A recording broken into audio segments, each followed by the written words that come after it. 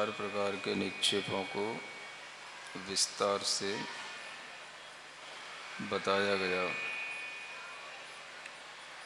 और भाव निक्षेप के भी दो भेद करके बताए गए, आगम भाव निक्षेप और नवागम भाव निक्षेप।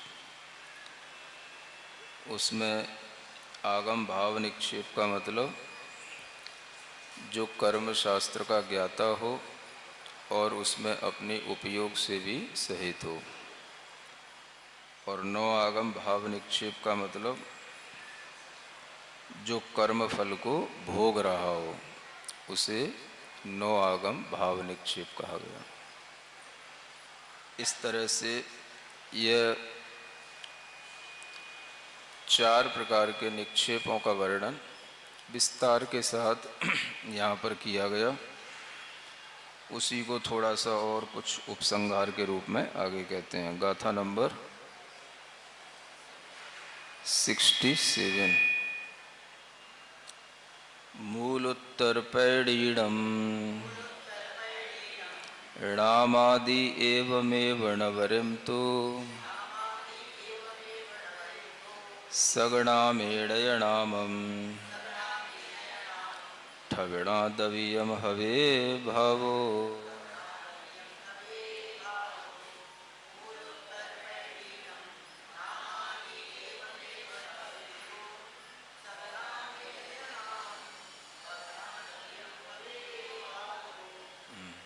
कहते हैं मूल उत्तर पैडीडम, यानी मूल प्रकृतियाँ और उत्तर प्रकृतियों के नाम आदि, यानी जो नाम आदि चार निक्षेप बताए हैं ये एवं एव इस प्रकार से ही हैं।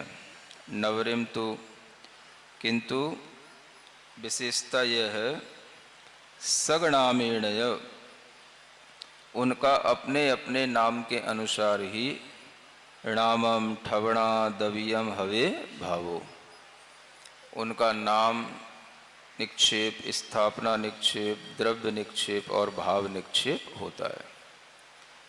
यहाँ इस गाथा में ये कहने का तात्पर्य है कि जो भी मूल कर्म की प्रकृतियाँ होती हैं और उत्तर कर्म की प्रकृतियाँ होती हैं, उन सब में भी यह नाम आदि चार निक्षेप घटित कर लेना चाहिए। और ये चारों प्रकार के निक्षेप सभी कर्मों में अलग अलग भी घटित किए जाते हैं। अभी आपको कर्म सामान्य की अपेक्षा से इन चार निक्षेप को बताया। हम अलग अलग एक एक कर्म को, जैसे मूल कर्म ज्ञानावरण है, दर्शनावरण है ना, इनका जब अलग अलग वर्णन किया जाए तो इनको सभी प्रकार के निक्षेपों के साथ में जोड़ा जा सकता है ना। ज्ञानावरण